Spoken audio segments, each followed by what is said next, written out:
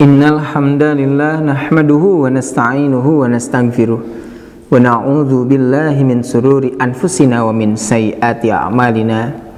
May yahdihillahu fala mudhillalah wa may yudlil fala hadiyalah.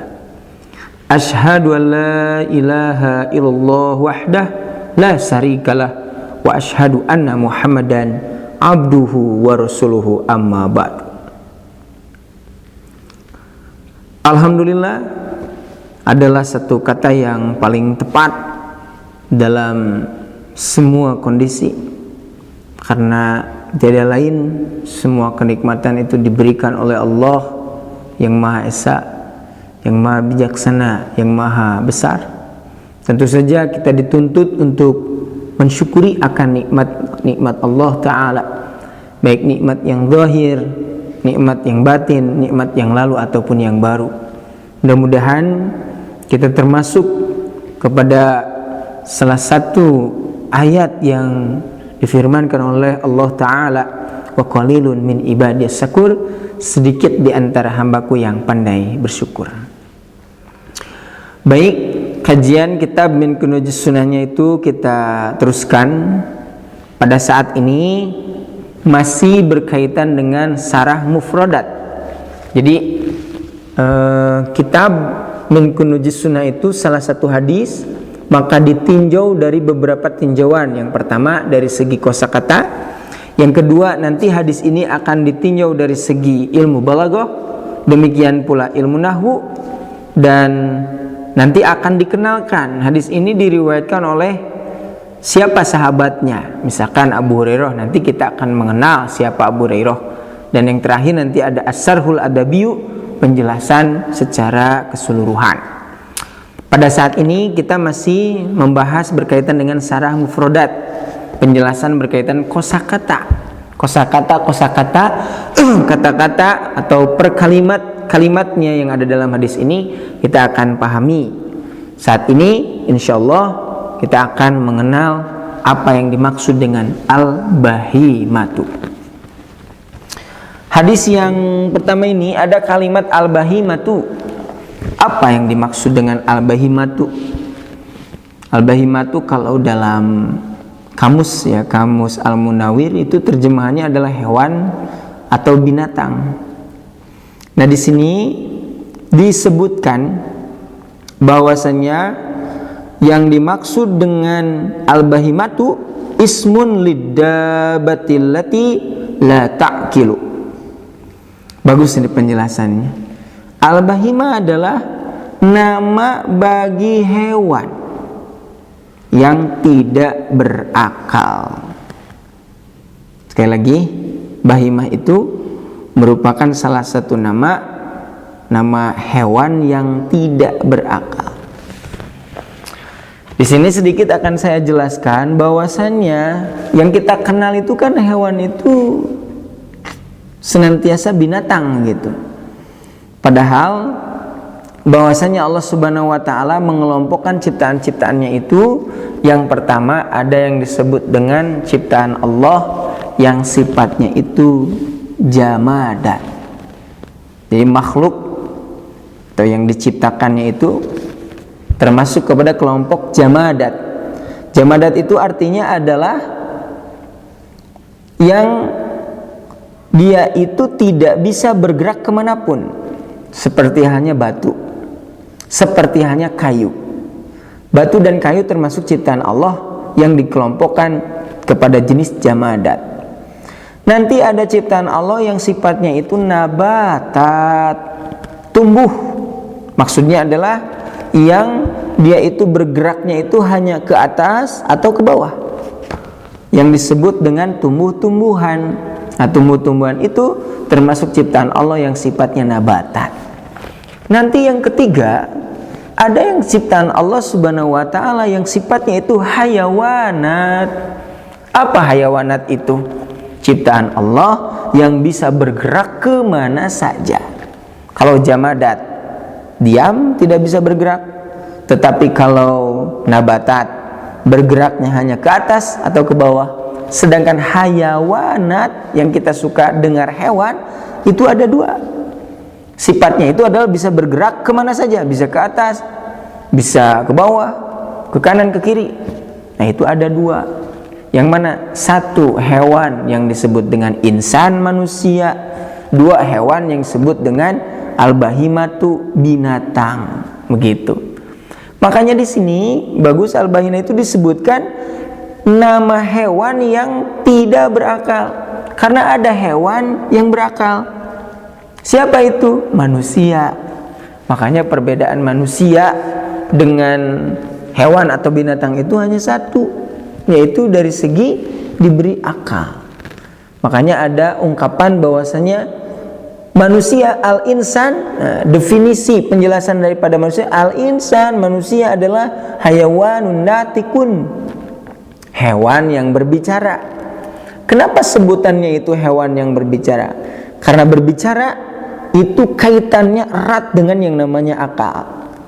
Makanya seseorang manusia itu lurus berkata atau tidaknya itu tergantung daripada akalnya. Seperti halnya orang gila, bisa berbicara, bisa, tapi karena akalnya terganggu makanya tidak sesuai. Demikian pula orang yang tidur dalam keadaan ngalindur gitu. Itu berbicara tapi akalnya kurang sempurna, sedang tidak aktif. Nanti juga ada anak kecil. Anak kecil itu juga ada akalnya, tapi belum sempurna. Makanya berbicaranya ya tidak teratur. Yang jelas kaitan daripada berbicara itu adalah kaitannya erat dengan akal. Makanya yang namanya manusia itu mesti al-mantiku. Jadi selain daripada manusia itu natikun berbicara, tapi nanti harus mantikun. Makanya ada satu ilmu yang disebut dengan ilmu mantik. Apa arti daripada mantik? Kalau natikun berbicara, kalau mantikun berbicaranya itu sesuai dengan tempat, demikian pula waktu. Kenapa ada istilah ilmu mantik? Ya, supaya berbicara manusia itu bukan hanya sekedar berbicara, tapi sesuai dengan kondisi, situasi dan kondisi, sesuai dengan waktunya, bukan hanya sekedar berbicara. Yang jelas yang disebut dengan al-bahimatu adalah nama bagi hewan yang tidak berakal. Kenapa? Karena ada hewan yang berakal. Siapa? Yaitu manusia. Biasa ya, merupakan kebiasaan daripada Syekh Ali As-Sabuni. Kalau menjelaskan satu kata, lalu beliau menemukan satu syair yang bisa diambil pelajarannya, dia cantumkan. Beliau mengatakan begini, kita sedang memahami yang disebut dengan al-bahimatu, yaitu binatang. Nah, beliau mengatakan wa qad yusabbahu biha, kadangkala diserupakan dengannya. Dengan siapa? Ya dengan hewan yang tidak berakal.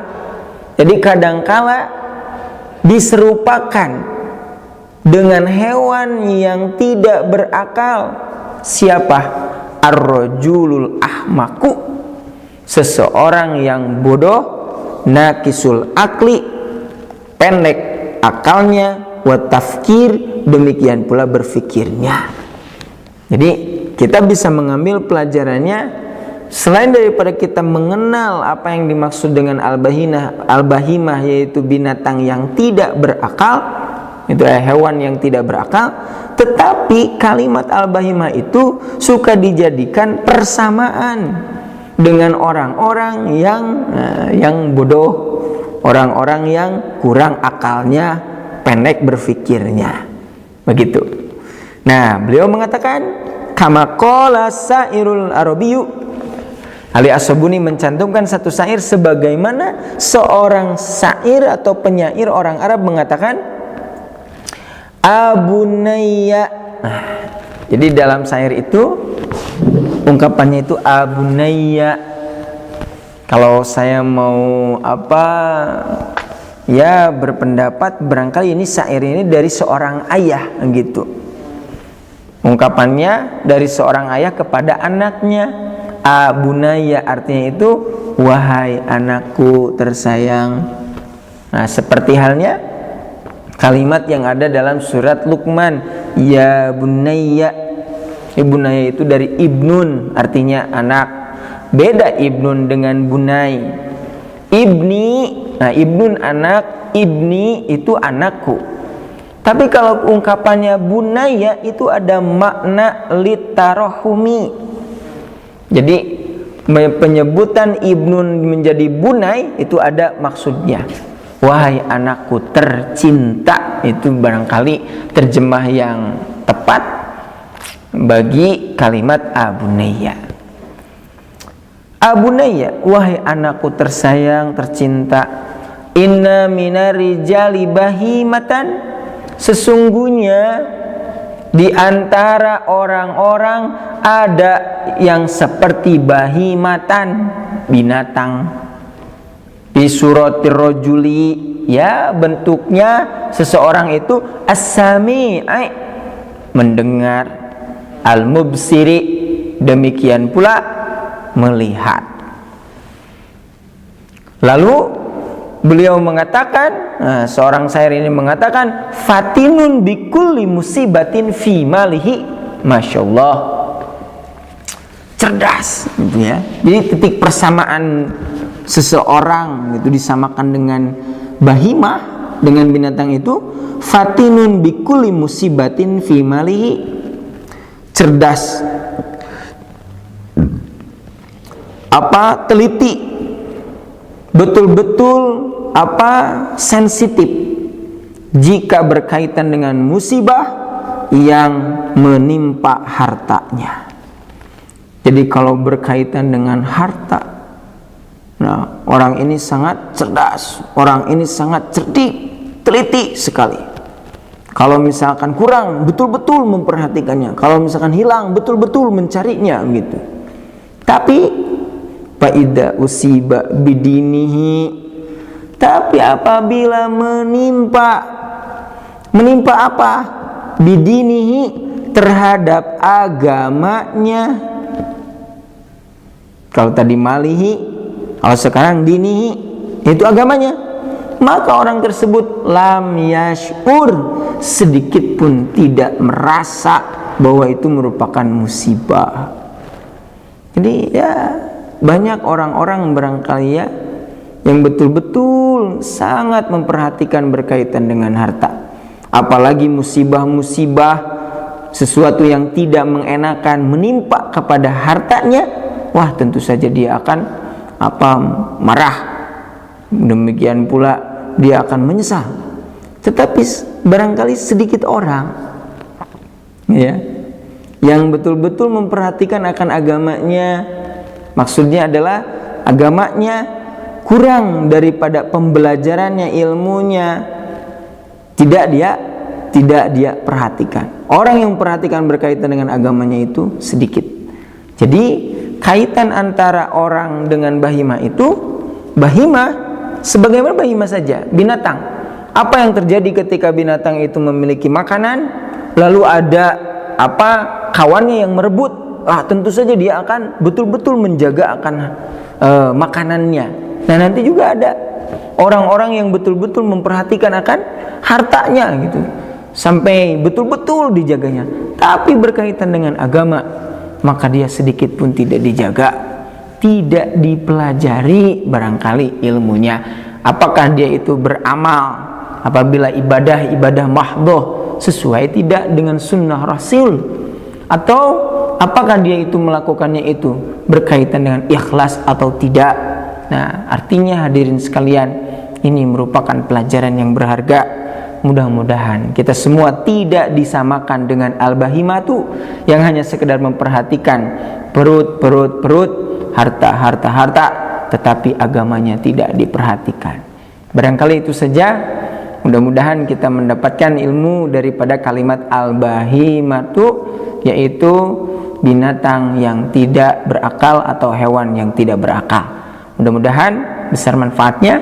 Insyaallah di lain kesempatan kita akan melanjutkan kembali bahasan-bahasan yang ada dalam kitab Min Kunuzis Sunnah pada saat ini berkaitan dengan kosakata atau Syarhul Mufradat, sarah penjelasan kata-kata daripada satu hadis yang pertama. Demikian, mudah-mudahan besar manfaatnya.